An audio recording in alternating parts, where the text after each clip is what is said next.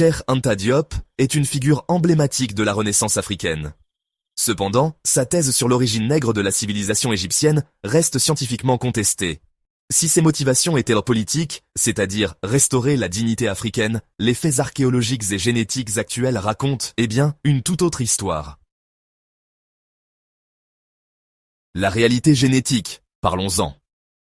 Les analyses récentes de l'ADN de momies, notamment l'étude de l'Institut Max Planck en 2017, ont démontré que les Égyptiens de l'Antiquité étaient génétiquement proches des populations du bassin du Nil, du Proche-Orient et de la Méditerranée orientale. Ces résultats n'ont montré aucun lien génétique direct avec les populations d'Afrique de l'Ouest, comme au Sénégal, infirmant ainsi l'hypothèse d'une origine raciale subsaharienne monolithique.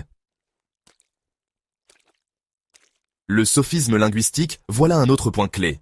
Diop s'est appuyé sur des similitudes lexicales entre le wolof et l'égyptien ancien. Mais, scientifiquement, la ressemblance de quelques mots ne prouve pas une origine commune.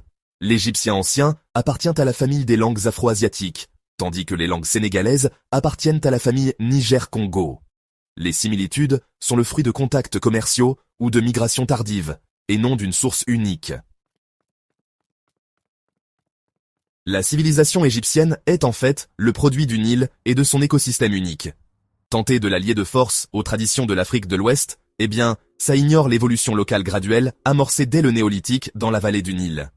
C'est vraiment un processus historique indépendant des trajectoires des grands empires ouest-africains. Référence, Schooneman, Veji et Halley. 2017. L'analyse de l'ADN des momies égyptiennes suggère un lien étroit avec les populations du Proche-Orient antique.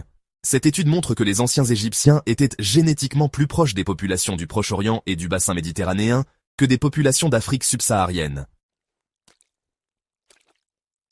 Référence, François-Xavier Fauvel, L'Afrique de Cheikh Anta Diop, Histoire et idéologie. Édition L'Harmattan, 1996. L'argument principal, l'auteur analyse comment Diop a utilisé l'histoire à des fins idéologiques et politiques. Il souligne aussi les faiblesses méthodologiques de Diop, notamment dans ses comparaisons linguistiques et culturelles qui étaient, parfois forcées. Référence, UNESCO, Le peuplement de l'Égypte ancienne et le déchiffrement de l'écriture méroitique, collection, Histoire générale de l'Afrique, Études et documents, 1978. Ce document reprend les actes du colloque du Caire en 1974. Même si Diop y a présenté ses thèses, il faut noter que le rapport final montre que la majorité des experts ont rejeté l'idée d'une origine exclusivement nègre de la population égyptienne, privilégiant plutôt une identité nilotique métissée et locale. Référence, Jean-Marie Fauzuel, Égypte et Afrique noire, le mythe de l'origine commune, 1999. L'argument ici, c'est que cet ouvrage s'attaque spécifiquement aux comparaisons linguistiques entre l'égyptien ancien et les langues africaines, comme le wolof, en démontrant que ces similitudes sont superficielles et ne prouvent pas une parenté génétique entre les langues. Référence, Bernard Lugan, Égypte, l'Afrique à l'envers, édition du Rocher, 2003. Lugan, lui, soutient que l'Égypte est une civilisation méditerranéenne et nilotique qui a toujours été distincte de l'Afrique noire subsaharienne, que ce soit sur le plan ethnique ou culturel. Conclusion. Vouloir attribuer une couleur unique à la civilisation égyptienne, qu'elle soit blanche ou noire, franchement, cela relève davantage de l'idéologie que de la science.